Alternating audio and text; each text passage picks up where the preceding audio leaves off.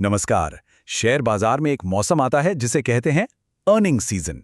मतलब जब कंपनियां अपने नतीजे बताती हैं। और ये वो टाइम होता है जब बाजार में सबसे ज्यादा हलचल होती है। ट्रेडर्स की नजरें स्क्रीन पर ऐसी गड़ी होती हैं क्योंकि नतीजों वाले दिन किसी भी स्टॉक में बिल्कुल एक तूफान आ सकता है। या तो वो रॉकेट बन जाएगा या फिर जमीन पर आ गिरेगा।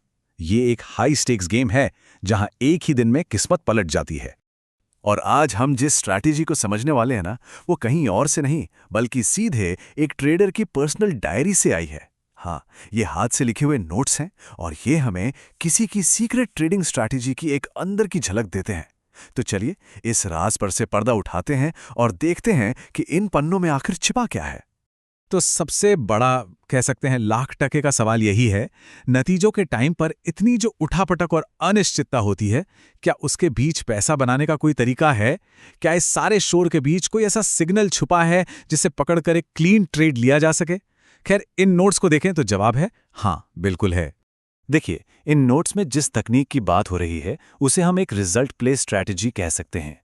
ये एक बहुत ही खास सेटअप पर काम करती है जिसका पूरा फोकस नतीजों के ऐलान से ठीक पहले एक बड़े मूव को पकड़ने पर होता है।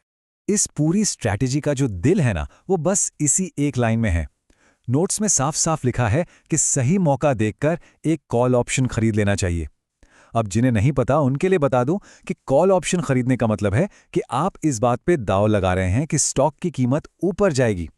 तो असली सवाल यह है कि आखिर वो कौन सी खास सिचुएशन है जब ये दांव लगाना है। चलिए अब इस स्ट्रैटेजी को टुकड़ों में तोड़कर समझते हैं, स्टेप बाय स्टेप, ठीक वैसे ही जैसे इन नोट्स में बताया गया है। तो इस स्ट्रैटेजी के 3 बहुत ही सीधे साधे स्टेप्स हैं। Step 1, setup.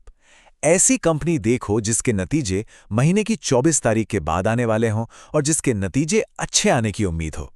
Step 2, signal. ये सिग्नल तब मिलता है जब उस स्टॉक का ऑप्शन प्राइस गिरकर लगभग 0 हो चुका हो। मतलब बहुत ही कम पैसे में एक बड़े मुनाफे की संभावना पर कंट्रोल मिल सकता है। और स्टेप 3, एक्शन। जैसे ही ये सिग्नल मिले, कॉल ऑप्शन खरीद लो। ये कम से कम लागत लगाकर एक बड़े प्रॉफिट पर खेला गया दाव है। लेकिन आगे बढ़ने से पहले जरा 1 मिनट रुकते हैं। इस पूरी स्ट्रैटेजी की एक ऐसी बुनियाद है, एक ऐसी शर्त जिसके बिना ये पूरी की पूरी स्ट्रैटेजी ताश के पत्तों की तरह ढह जाएगी।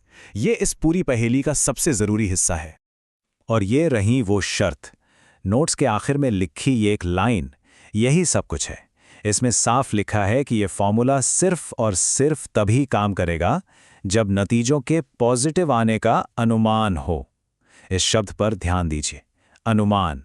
ये कोई गणित का फॉर्मूला नहीं है, ये ट्रेडर का एक रिसर्च पर आधारित सधा हुआ अंदाजा है। तो बात सीधी सी है। सबसे बड़ा सबक यह है कि ये पूरी की पूरी स्ट्रैटेजी सिर्फ एक चीज पर टिकी है, और वो है एक सही अनुमान। अगर नतीजों के अच्छा आने का अंदाजा सही निकला तो ये एक शानदार ट्रेड बन सकता है। लेकिन अगर वो अनुमान जरा भी गलत हुआ तो ये पूरी स्ट्रैटेजी समझिए बेकार है। सारा खेल सही अनुमान का है। तो इस पूरी पड़ताल से हमने क्या सीखा?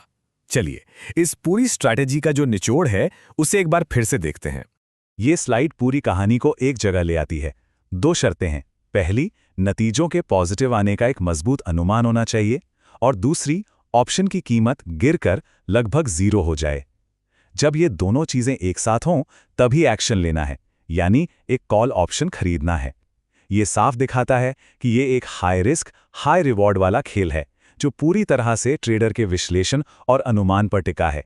और आखिर में ये विश्लेषण हमें एक बहुत बड़े सवाल पर लाकर छोड़ देता है। किसी भी ट्रेडिंग स्ट्रैटेजी में गहरी रिसर्च और एक मजबूत अनुमान के बीच सही बैलेंस क्या होना चाहिए? क्योंकि जैसा हमने इन नोट्स में देखा, कभी-कभी बाजार में सबसे बड़ा दांव सिर्फ एक अच्छे अनुमान पर ही खेला जाता है। इस पर सोचिएगा जरूर।